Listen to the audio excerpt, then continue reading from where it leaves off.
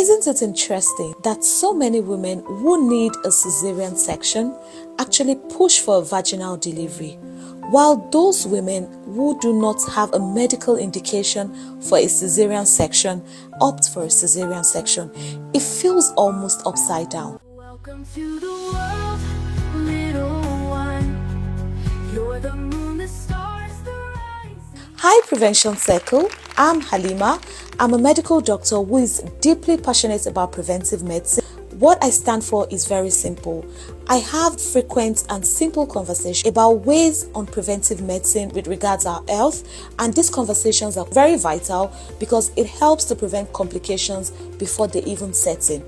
I was having a conversation with a senior colleague recently who is in obstetric and gynecology, and he expressed deep concerns as to how women who actually need a cesarean section would often push for a vaginal delivery, and women who do not have a medical indication opt for a cesarean section. Don't get it wrong.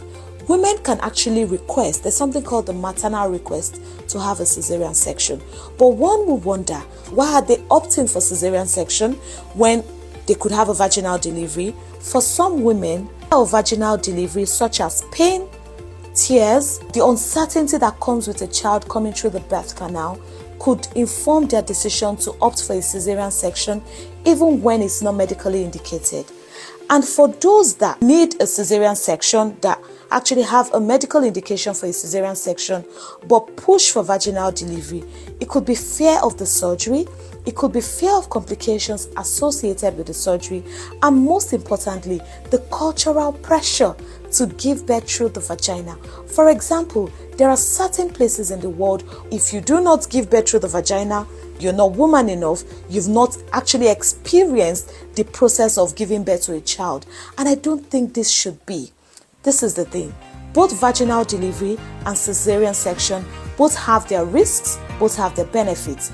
Understanding the risks and benefits should inform our decision as to which is best suited for me as advised by the specialist.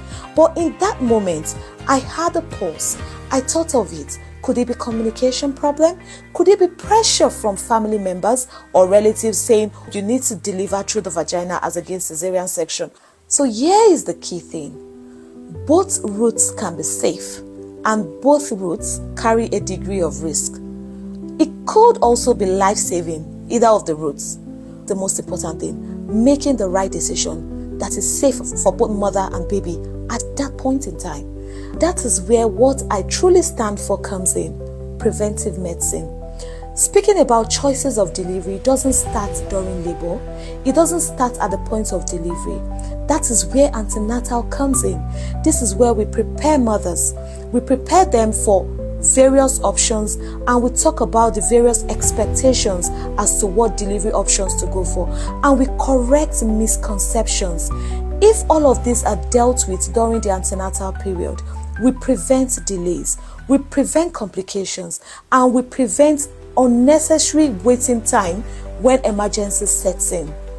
So the question today is not about vaginal delivery or cesarean section. The question is, how do we support women early enough to make the right decision as to the choice and mode of delivery they would really want, and why is this option important to them? Thank you for listening.